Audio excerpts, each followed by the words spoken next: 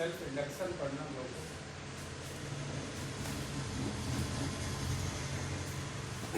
ये ईएमआई का जो इलेक्ट्रोमैग्नेटिक इंडक्शन का टॉपिक है, डायनामिक मैंने बता दिया था। सेल्फ इंडक्शन जो है स्टैटिक ईएमआई का टॉपिक होता है। स्टैटिक ईएमआई में हम लोगों को सेल्फ इंडक्शन पढ़ना है और म्यूचुअल इंडक्शन पढ़ना है।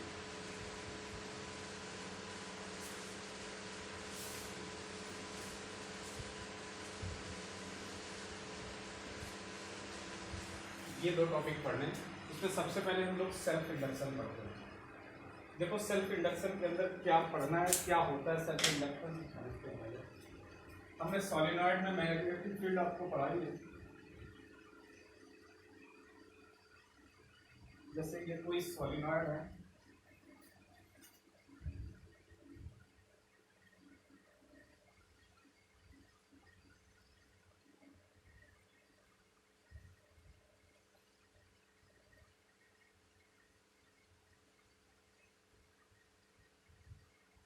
इस तरीके से इसमें नंबर ऑफ टर्न्स n है। ये n number of turns per unit length है, इस तरीके से।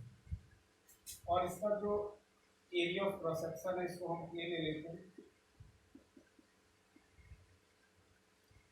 ये एरिया ऑफ क्रॉस सेक्शन है, इसकी रेडियस को हम आर ले लेते हैं। और इसमें अगर हमने करंट आई करी है तो हमने जो इसमें मैग्नेटिक फील्ड बी की वैल्यू होती है वो बताया था, म्यू नॉट एन आई। ये लॉन्ग सॉलिनॉइड के लिए ये बात हमने करी थी। अब सेल्फ इंडक्शन क्या होता है, अगर हम किसी कॉइल में क्या करते हैं, कोएक्सियली दो कॉइल लगातार रखते हैं और एक में करंट को चेंज करते हैं या मैग्नेटिक फील्ड को चेंज करते हैं तो दूसरे में फ्लक्स लिंक होता है। तो ये जो फ्लक्स लिंक होता है दूसरे वाले में, इसी को हम क्या बोलते हैं, सेल्फ इंडक्शन कहते हैं। क्यों? क्योंकि अगर हम करंट को फ्लक्चुएट करेंगे, मतलब मैग्नेटिक फील्ड फ्लक्चुएट करेगी, उसकी वजह से क्या इसमें इंड्यूस होगा, ईएमएफ इंड्यूस होता है। इस इंड्यूस्ड ईएमएफ को हम क्या बोलते हैं, इंड्यूस्ड पैरामीटर, और इस फिनोमेनन को इंडक्शन बोलते हैं। और चूंकि सेल्फ खुद की कॉइल की वजह से खुद में क्या हो रहा है, ईएमएफ इंड्यूस हो रहा है, इस वजह से सेल्फ इंडक्शन है। अब इसका तरीका ये है कि जैसे हमने एक ये कॉइल है और इसमें हमने कंटिन्यूअसली करंट को चेंज करा, जैसे हमने यहां से ये आई करंट है, ये इंक्रीजिंग करंट कर दिया या डिक्रीजिंग कर दिया। चेंज का मतलब चाहे इंक्रीज करें चाहे डिक्रीज करें। इन दोनों फैशन में हम कर सकते हैं, चाहे इनको इंक्रीज कर दें चाहे डिक्रीज कर दें। तो जो फ्लक्स की वैल्यू होगी, अगर ये नंबर ऑफ टर्न्स n है, इसमें फ्लक्स φ1 है, तो n φ1 जो होगा ये डायरेक्टली प्रोपोर्शनल होगा इसमें जो करंट फ्लक्चुएट कर रही होगी I1 के। और ये प्रोपोर्शनल की हटाते हैं तो ये जो कांस्टेंट आता है इसको L से रिप्रेजेंट करते हैं, ये Li1 होगा या Li होगा। इसी को हम बोलते हैं कि ये सेल्फ इंडक्टेंस है। एक कांस्टेंट होता है L, जिसे क्या बोलते हैं, सेल्फ इंडक्टेंस के L से रिप्रेजेंट करते हैं। और L को अगर हम जानना चाहें तो ये क्या होगा, n φ1 अपान में I1। ये करंट I पे डिपेंड नहीं करता है, अगर आप देखेंगे ये केवल डायमेंशन और क्रॉस सेक्शन पे डिपेंड करता है कॉइल के। अगर इसको हम देखेंगे तो ये n जो है टोटल नंबर ऑफ टर्न्स है, और यहाँ पे अगर हम इसकी बात करते हैं फ्लक्स की, तो फ्लक्स हो जाएगा ये B1 A1 अपान में ये होगा I1। और इसको अगर देखेंगे तो ये हो जाएगा number of turns n, into में इसको चेक करेंगे तो B1 में जो मैग्नेटिक फील्ड की वैल्यू होगी वो मैंने बताया है, हो जाएगी mu not small n into area हो जाएगा A, और ये n इंटू आई होगा इंटू ए होगा, अपान में क्या हो जाएगा I1 होगा। तो ये B1 की वजह से भी ये I1 होगा, तो आप देखेंगे I1 से I1 क्या हो जाएगा, कैंसिल हो जाएगा। तो L की जो वैल्यू आ जाएगी वो इसके डायमेंशन से डिपेंड करेगी। बस ये n होगा, ये म्यू नॉट होगा, ये लेंथ पर यूनिट है, नंबर ऑफ टर्न्स। अगर इसको हम टोटल लेंथ में टोटल नंबर में कन्वर्ट करना चाहें तो ये क्या हो जाएगा, पर यूनिट लेंथ को लेंथ से मल्टीप्लाई करेंगे तो n इंटू एल हो जाएगा। तो यहाँ से अगर इसको हम आगे सॉल्व करें, ये I1 छोटा लिख देना है ऐसे, तो ये हो जाएगा आपका n म्यू नॉट, n को n कैपिटल N इंटू क्या लिख देंगे, इंटू एल, इंटू में एरिया और I कैंसिल हो जाएगा, तो आप देखेंगे कि n इंटू एन स्क्वायर हो जाएगा। तो जो सेल्फ इंडक्टेंस है L, इसकी वैल्यू आ जाएगी mu naught M square into A into L. तो ये completely dimension of the coil पे डिपेंड करता है, ना कि करंट और बाकी चीजों पर। हाँ, ये जरूर है कि इनके बीच की जो मैग्नेटिक परमेबिलिटी होती है उस पर भी ये सेल्फ इंडक्टेंस डिपेंड करता है। इसे नोट करिए, फिर बताते हैं क्या होता है सेल्फ इंडक्टेंस।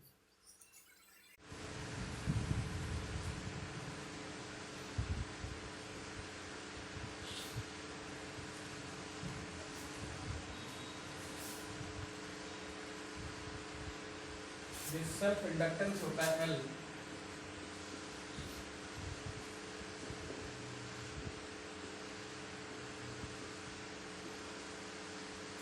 ये डिपेंड करता है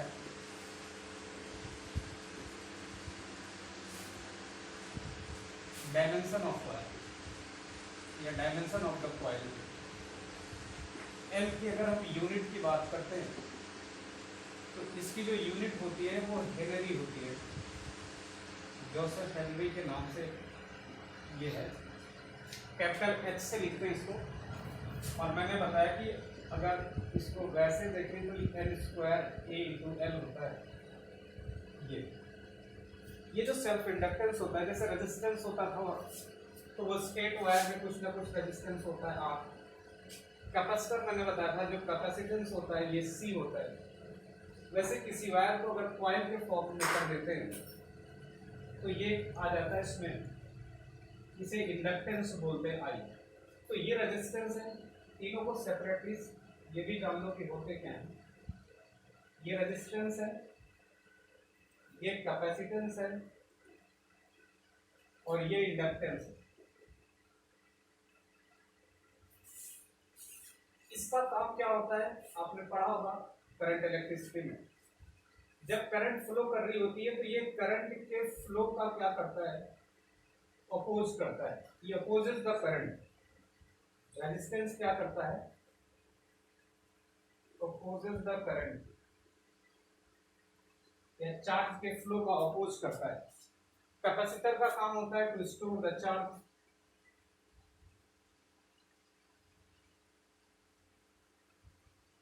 टू स्टोर द चार्ज, ये चार्ज के स्टोरेज का काम करता है। इंडक्टेंस का काम ये अमूमन समझ में नहीं आता कि करता क्या है, आपको इसको बहुत क्लियरली ध्यान रखना पड़ेगा, अदरवाइज जान भी नहीं पाएंगे करता क्या है। ये चेंज ऑफ करंट का अपोज करता है।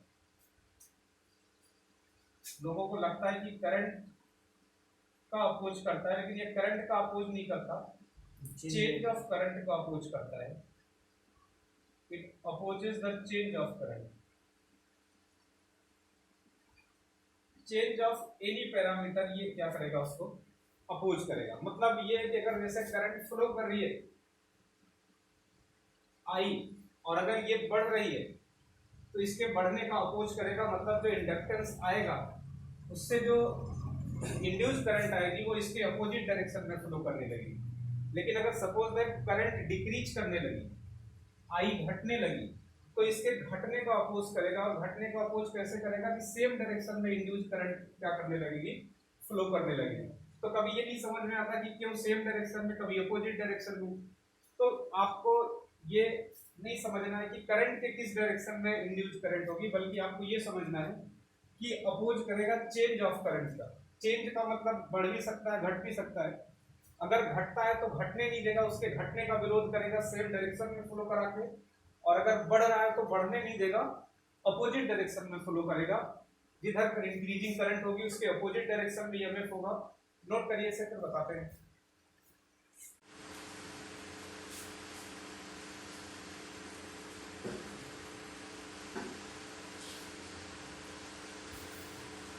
जैसे ये कोई कॉइल है,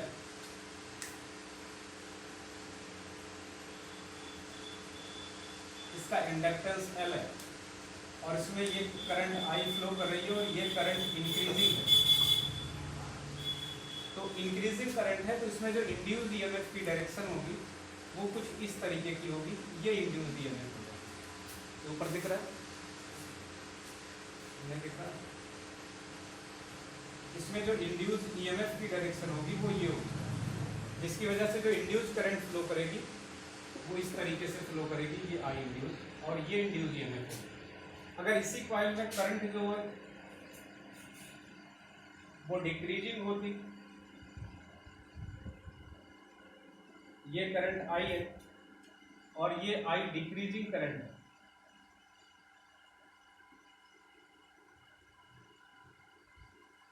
ये डिक्रीजिंग करंट होगी, तो अब की बार जो इंड्यूस ईएमएफ की डायरेक्शन होगी वो ऐसी होगी, इस करंट का वो सपोर्ट करेगा, लेकिन चेंज इन करंट का अभी भी क्या कर रहा है, अपोज कर रहा है, क्योंकि चेंज इन करंट का मतलब क्या है, डिक्रीजिंग है, तो वो चाहता है कि ये वैल्यू घटे ना। क्यों अराइज हुआ, इसके घटने की वजह से अराइज हुआ और उसी के घटने का ही विरोध कर रहा है, उसकी डायरेक्शन में क्या करने लगा, वर्क करने लगा, ये आई induce.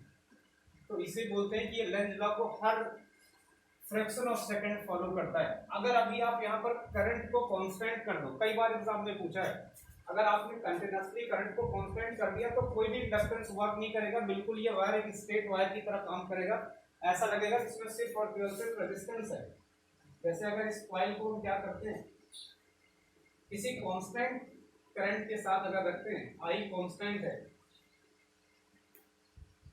Neither increasing not decreasing, तो यहाँ पर जो इंड्यूस्ड ईएमएफ होगा ई की वैल्यू वो 0 होगी, ये बिल्कुल जस्ट स्ट्रेट वायर होगा। एक क्वेश्चन इसमें पूछा जाता है कि जैसे किसी वायर में इंडक्टेंस होगा और रेजिस्टेंस दोनों होगा, या केवल इंडक्टेंस होगा या केवल रेजिस्टेंस होगा, तो आपको बहुत क्लियर कट समझना है कि कोई भी वायर बिना रेजिस्टेंस के उसमें इंडक्टेंस पॉसिबल नहीं है। अगर आइडियली आप कहते हो तो ये कहने के लिए माना जा सकता है कि कोई भी वायर है उसमें प्योरली इंडक्टर लगा हुआ है, एल लगा हुआ है, ये पढ़ने के लिए तो ठीक है, लेकिन प्रैक्टिकली ऐसा पॉसिबल नहीं है कि कोई भी वायर हो उसके अंदर क्या ना हो, without inductance without resistance inductance possible हो।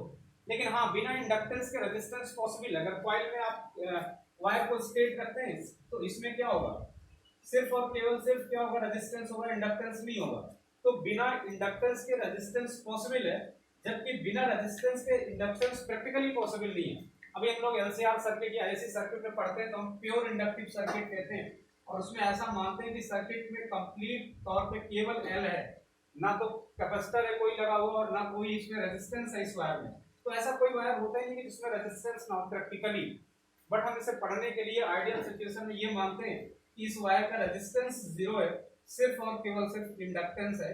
तो ऐसी सिचुएशन में हम मान सकते हैं कि ये प्योर इंडक्टिव है। अगर वैसे आपसे प्रैक्टिकली पूछा जाए कि बिना रेजिस्टेंस के इंडक्टेंस पॉसिबल है तो नहीं पॉसिबल है, मना कर देंगे कि ऐसा नहीं होता कि किसी भी वायर को हम बिना कॉइल बनाएंगे तो वायर से ही बनाएंगे, और वायर से बनाएंगे जिसके अंदर इलेक्ट्रॉन होंगे, और इलेक्ट्रॉन मूव करेंगे, करंट मूव चलने का मतलब इलेक्ट्रॉन मूव करेंगे, और मूव करेंगे तो आपस में कोलाइड करेंगे, और कोलिजन उनके बीच में भी होगा और कंडक्टर की वॉल के भी बीच में होगा, तो एनर्जी लॉस होगी। तो रेजिस्टेंस तो होता है कि रेजिस्टेंस वायर में होगा ही, चाहे इंडक्टेंस हो या ना हो।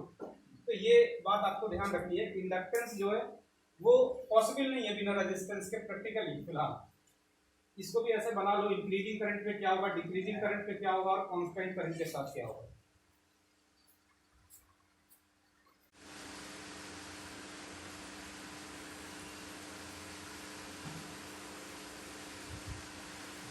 अब इंड्यूस्ड ईएमएफ की वैल्यू क्या होगी इसको देखते हैं। हमने आपको ये बताया कि जो ये एन फाई होता है ये डायरेक्टली प्रोपोर्शनल होता है आई के, तो एन फाई क्या हो जाएगा, एल आई हो जाएगा। यहाँ से अगर हम rate of change of flux with respect to time देखते हैं कि N d phi over d t, तो ये क्या हो जाएगा, L times d i over d t. ये जो होता है ये minus times N d phi over d t, ये इसी को हम बोलते हैं इंड्यूस्ड ईएमएफ ई। तो ये क्या हो जाएगा, N d i by d t. और फिर से मैं बोल रहा हूँ कि इंड्यूस्ड ईएमएफ में जो नेगेटिव साइन होता है ये इस ऑपोजिशन को बताता है कि अपने ओरिजिन वाले पैरामीटर का क्या करता है, विरोध करता है, जिसकी वजह से ये खुद ऑरिजिनेट हुआ है।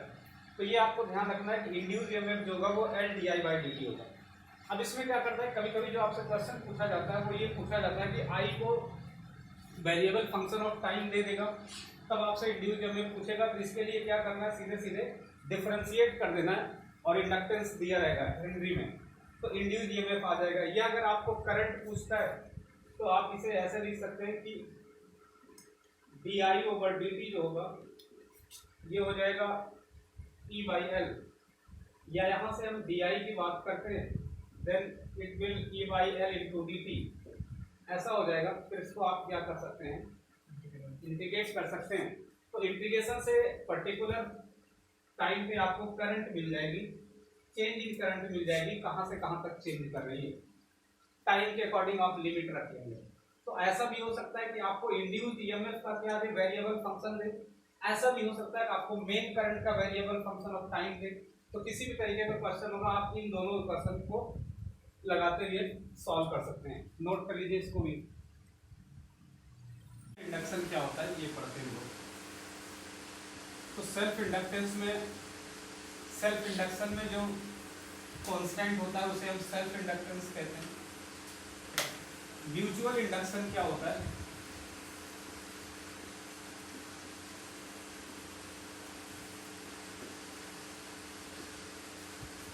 इसमें दो कोएक्सियल कॉइल लेते हैं। जैसे ये एक सोलिनॉइड है, इसकी रेडियस R1 है,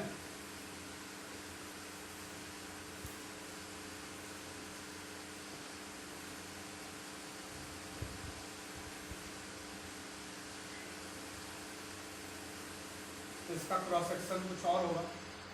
और एक दूसरी कॉइल लेते हैं। कोएक्सियल का मतलब ये होता है कि ये कंसेंट्रिक है, यही सेंटर इसका भी होगा और यही सेंटर इसका भी होगा।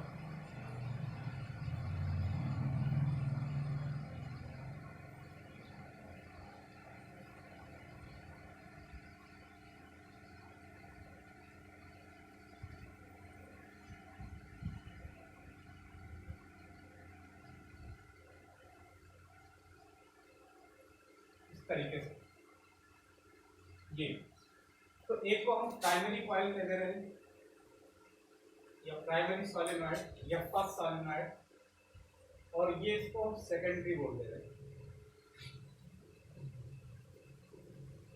Secondary coil.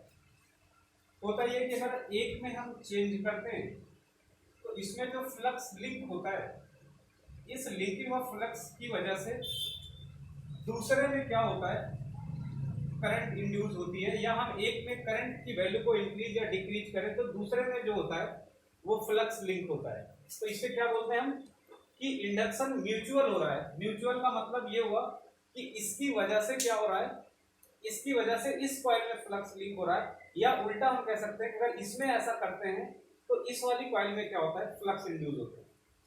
जैसे वहां पर हमने ये बताया था कि ये जो n फाई होता है या जो फाई होता है डायरेक्टली प्रोपोर्शनल होता है I के, तो ये तो सेम कॉइल के लिए था, लेकिन यहाँ पर ऐसा नहीं होता है। अगर हम क्या करते हैं, मान लेते हैं कि इसमें जो नंबर ऑफ टर्न्स है उनको N1 कह दिया, इसमें जो नंबर ऑफ टर्न्स है इनको N2 कह दिया। अगर लेंथ दोनों की हम कांस्टेंट ले रहे हैं, ये कोएक्सियल है, इसके एरिया को हमने A1 कह दिया और इसके एरिया को इस तरीके से A2 बोल दिया।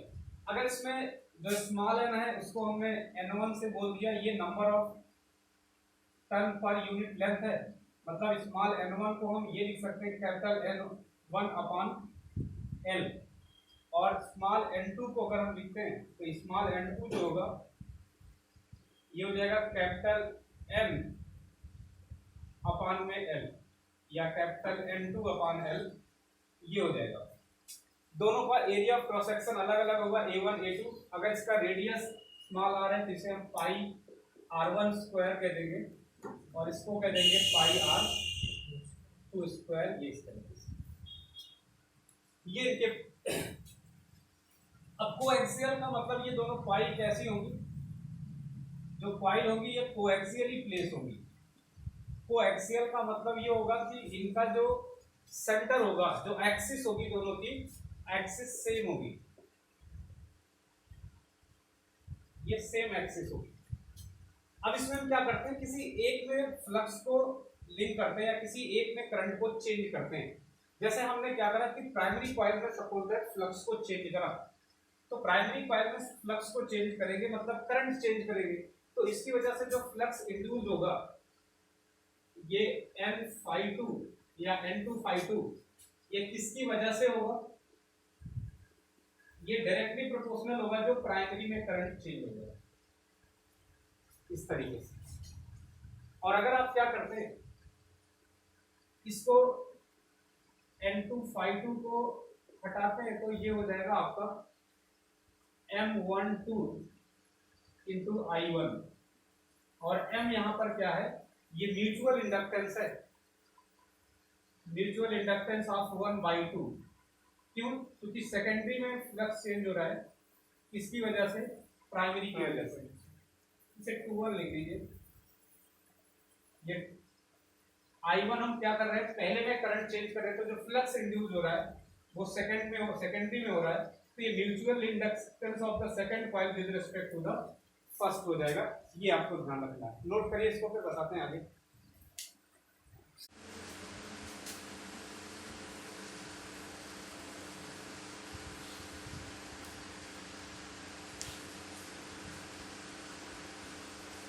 तो हमने ये बताया कि अगर ये N2∅2 है तो ये M हो जाएगा और ये I1 हो जाएगा। अब यहाँ पर ये जो नंबर ऑफ टर्न्स है ये सेकंड का है, और यहाँ पर ध्यान ये रखना है कि जो I1 करंट होती है उसकी वजह से मैग्नेटिक फील्ड होती है, तो फील्ड B1 की होती है, A2 एरिया में क्या होता है, ये इंड्यूस होता है, तो B1 A2 लेते हैं, ये होता है M21 इंटू I1। अब इसको लिखेंगे तो ये N2 हो जाएगा, और इसकी वैल्यू हो जाएगी μ0 N∅1 इंटू A2, और ये हो जाएगा M21 और ये I1। आप यहाँ से देखेंगे तो I1 से I1 कैंसिल हो जाएगा, और यहाँ पर अगर हम ये N2 रखा है हमने और इसको रख दिया μ0, और ये हो जाएगा आपका N1 into L total length. आप जानते हैं स्मॉल n क्या होता है, ये N/L होता है, ये जानते हो नहीं जानते हो, number of turns per unit length, तो इसको हम N/L रख दे रहे हैं, N1/L हो जाएगा, ये इंटू में A2 हो जाएगा, ये हो जाएगा M21। तो आप देख रहे हैं कि जो ये म्यूचुअल इंडक्टेंस है ये किन किन बातों पे डिपेंड कर रहा है, जो M21 है ये डिपेंड कर रहा है N1 पे, N2 पे, area of the secondary coil पे, अपॉन टोटल लेंथ पे, इंटू में मैग्नेटिक परमिएबिलिटी पे, ये। और जो मैग्नेटिक परमिएबिलिटी है इस कॉइल के मीडियम, किस मीडियम में रखा हुआ है, दोनों के बीच का जो मीडियम है उसकी मैग्नेटिक परमिएबिलिटी क्या है, एक में नंबर ऑफ टर्न्स क्या है, दूसरे में दूसरे टोटल नंबर ऑफ टर्न्स क्या है, एरिया ऑफ सेकेंडरी कॉइल क्या है, और टोटल लेंथ क्या है, इन पे डिपेंड करता है। नोट करिए, ये भी डायमेंशन पे डिपेंड कर रहा है। आप देख रहे हैं N1 पे, अगर हम क्या कहते हैं N1 और N2 दोनों में बराबर नंबर ऑफ टर्न्स हो जाए, इसको हम N से रिप्रेजेंट कर दें, तो ये क्या हो जाएगा, जो म्यूचुअल इंडक्टेंस 2 है ये हो जाएगा N²A2, या आप ऐसे लिख सकते हैं μ0 टाइम्स N²A2/L, ये हो जाएगा म्यूचुअल इंडक्टेंस। तो ये दोनों कॉइल के डायमेंशन पे डिपेंड करता है। ऐसे म्यूचुअल इंडक्टेंस हम जैसे इसको N2∅2 कर दिया, I1 में करंट मतलब पहली कॉइल में करंट चेंज किया तो ऐसा हो जाएगा। बिल्कुल सिमिलरली अगर हम क्या करते हैं सेकेंडरी में करते हैं तो ये प्राइमरी में फ्लक्स डेवलप करेगा ऐसा। ये N1∅1 जो हो जाएगा ये डायरेक्टली प्रोपोर्शनल हो जाएगा किसके, I2 के। और अगर इसकी हम बात करते हैं प्रोपोर्शनलिटी हटाएंगे तो ये क्या हो जाएगा इस तरीके से, तो N1 हो गया ये, और ये हो जाएगा आपका B2A1, ये M12 हो जाएगा I2, यहाँ भी अगर आप इस तरीके से वैल्यू रखेंगे तो ये हो जाएगा mu naught N2 mu naught NI2 into A1। जहाँ पर हमने A1 वहाँ पर A2 एरिया लिखा था उसको पाई आर स्क्वायर रख सकते हैं, और आर की जगह पे अगर A2 एरिया है तो आप स्मॉल r2 लिखेंगे, A1 एरिया तो स्मॉल r1 लिख लेंगे। तो ये हो जाएगा M12 I2। यहाँ से भी I2 और I2 क्या हो जाएंगे, कैंसिल हो जाएंगे। N1 ये हो जाएगा म्यू नॉट, इसकी वैल्यू को हम क्या लिख सकते हैं, अब की बार N2/L लिख सकते हैं, और ये एरिया A1 होगा तो M12 जो हो जाएगा ये हो जाएगा। मतलब जो म्यूचुअल इंडक्टेंस है ये अभी भी mu naught N1 N2 mu naught N1 N2 अपान में क्या हो जाएगा, ये L इंटू A1, क्योंकि ये पहले का है दूसरे के रेस्पेक्ट में। तो ये म्यूचुअल इंडक्टेंस इन दोनों के नंबर ऑफ टर्न्स पे डिपेंड करता है डायमेंशन पे। यहाँ भी वही काम करना है, अगर दोनों में नंबर ऑफ टर्न्स इक्वल है और इसको हम n के इक्वल कर देते हैं तो जो म्यूचुअल इंडक्टेंस होगा कॉइल का 1-2 ये हो जाएगा म्यू नॉट n स्क्वायर अपान में L इंटू A1। एरिया को यहाँ ऐसा भी लिख सकते हैं आप कि M12 is equal to mu naught n square upon L, इसको पाई R1 स्क्वायर लिख सकते हैं ऐसा। तो कभी कभी ऐसा भी लिखा रहता है म्यू नॉट पाई R1 square n square upon L, इस तरीके से। तो ये म्यूचुअल इंडक्टेंस और सेल्फ इंडक्टेंस, म्यूचुअल इंडक्शन और सेल्फ इंडक्शन ये हो गया आपका, नोट कर लीजिए सर। इसके बाद कॉम्बिनेशन ऑफ इंडक्टेंस पढ़ेंगे। जैसे वहां पर हम लोग सीरीज, पैरेलल और ये सब देखते थे, यहाँ भी थोड़ा आप क्लियर कर लीजिए।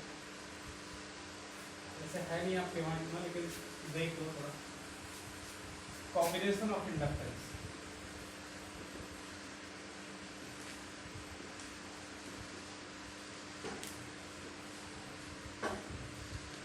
इंडक्टेंस के कॉम्बिनेशन को अगर हम देखते हैं, सबसे पहले हम सीरीज कॉम्बिनेशन की बात करते हैं। सीरीज कॉम्बिनेशन ऑफ इंडक्टेंस,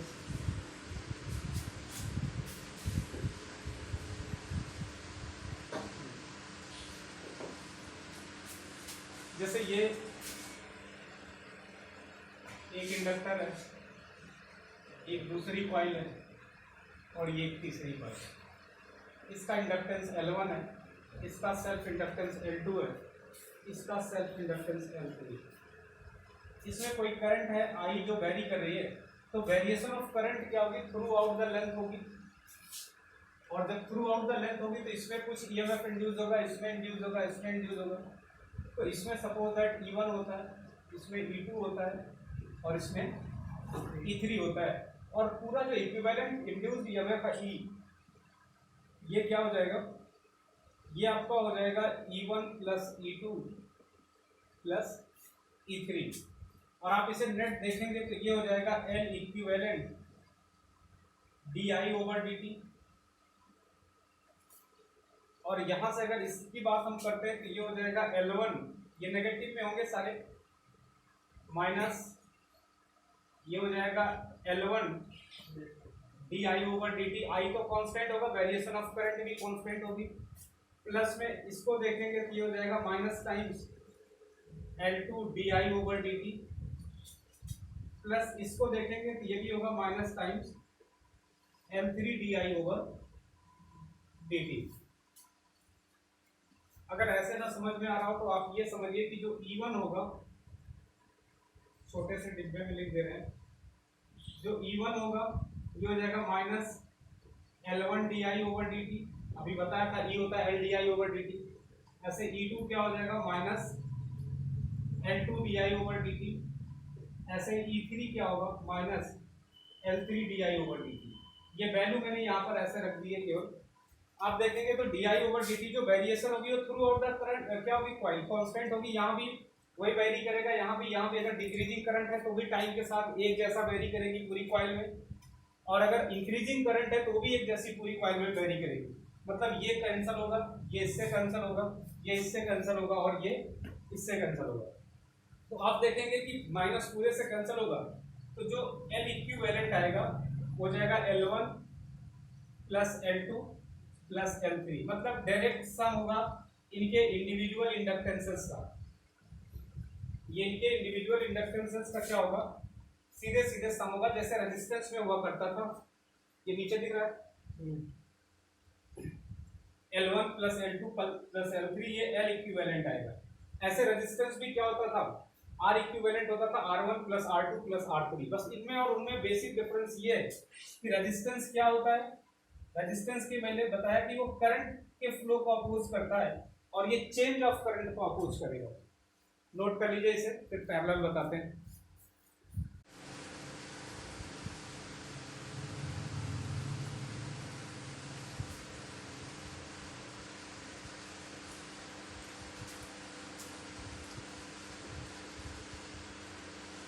जो पैरेलल कॉम्बिनेशन ऑफ इंडक्टेंस है, इसमें जैसे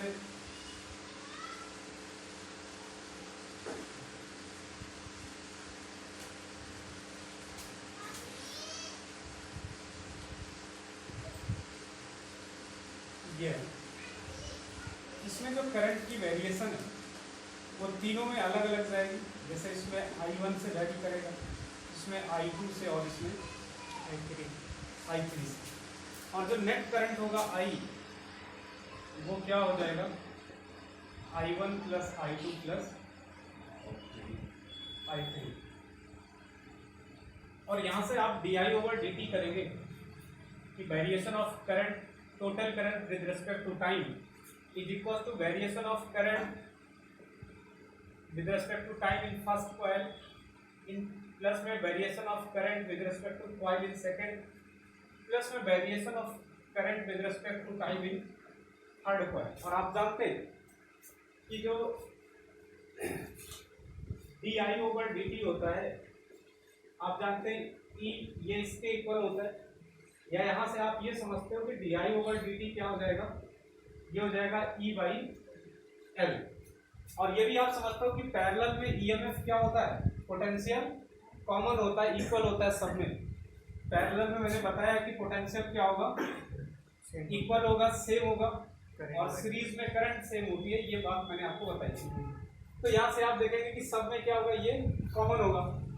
तो अगर हम इसको ऐसा लिखना चाहें, L1 जो होगा di1 ओवर dt, ये क्या हो जाएगा, ये भी E होगा, ये पहले में पोटेंशियल है, इसका पोटेंशियल क्या होगा L1 di1 ओवर dt, इसका पोटेंशियल क्या होगा L2 di2 ओवर dt, इसका पोटेंशियल क्या होगा L3 di3 ओवर dt। तो यहाँ से ये तो हो जाएगा E by L। अगर इसको हम L को उधर ले जाएंगे, ध्यान से देखो इधर, तो ये क्या हो जाएगा, ये E के इक्वल है, L को उधर ले जाएंगे तो ये E by L हो जाएगा। ऐसे अगर इसको हम देखें I1 के साथ, तो ये L1 इधर जाएगा तो ये E अपान L1 हो जाएगा। ऐसे क्या होगा, di2 ओवर dt को लिखेंगे तो ये हो जाएगा E अपान L2। ऐसे di3 ओवर, इसको लिखेंगे di3 ओवर dt, तो ये क्या हो जाएगा E अपान L3 हो जाएगा। बस यहाँ पर वैल्यू रखनी है, इतना नोट करो फिर बताते हैं। लिखिए इसको जल्दी से।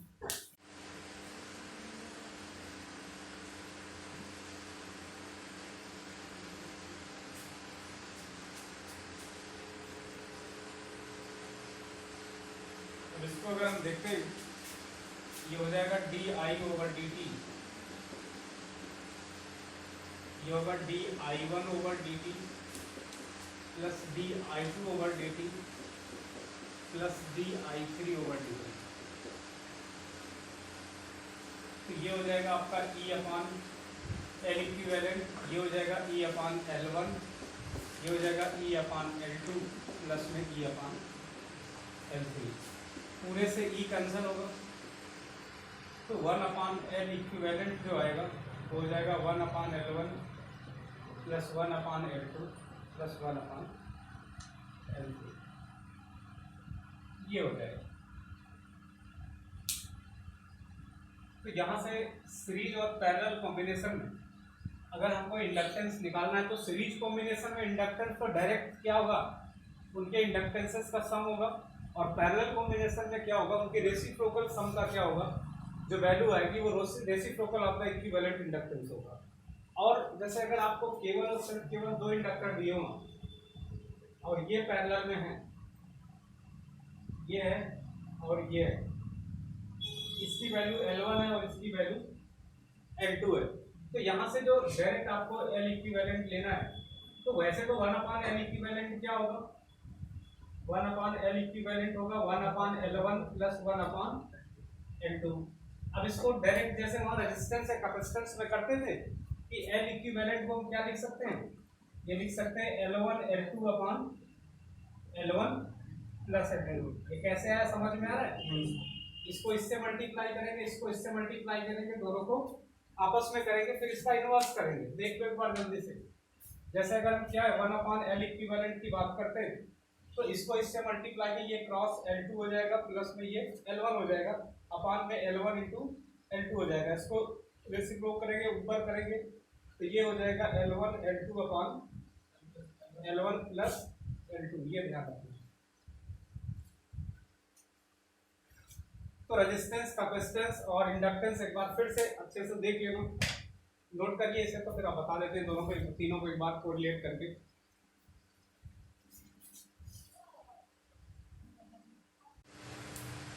एक बार फिर से सारे एक साथ देख लो।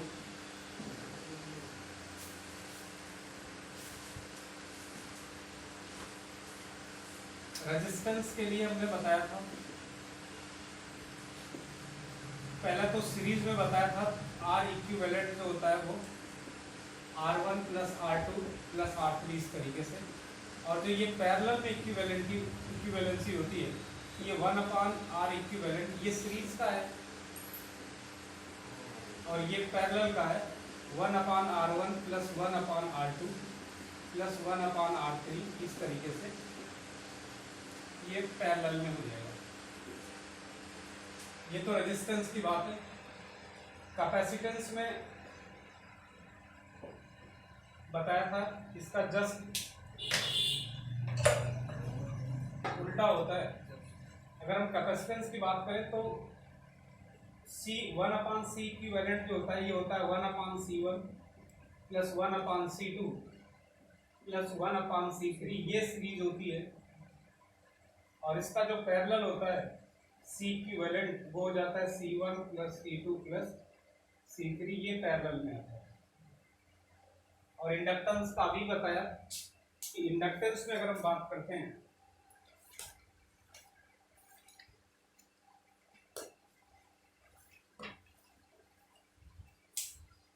तो इंडक्टेंस की जो वैल्यू आएगी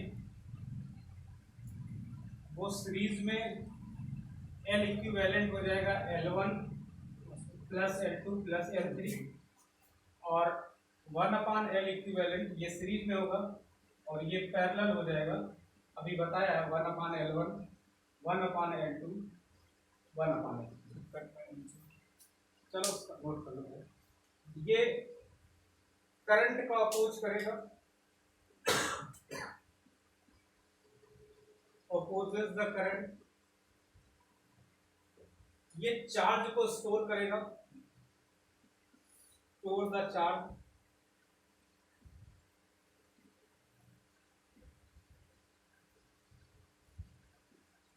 और ये जो होता है इंडक्टेंस जो होगा it opposes the change of current.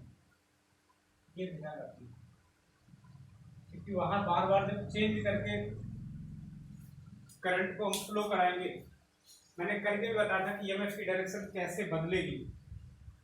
तो ये ऑलमोस्ट इसमें ये टॉपिक हो गए आपके, केवल एसी जनरेटर पढ़ाना है, बाकी ये ईएमआई आपका खत्म हो गया। वो भी पीरियोडिक ईएमआई का थोड़ा सा एग्जांपल है, इतना ही आपके सिलेबस में है, नोट कर लीजिए इसको।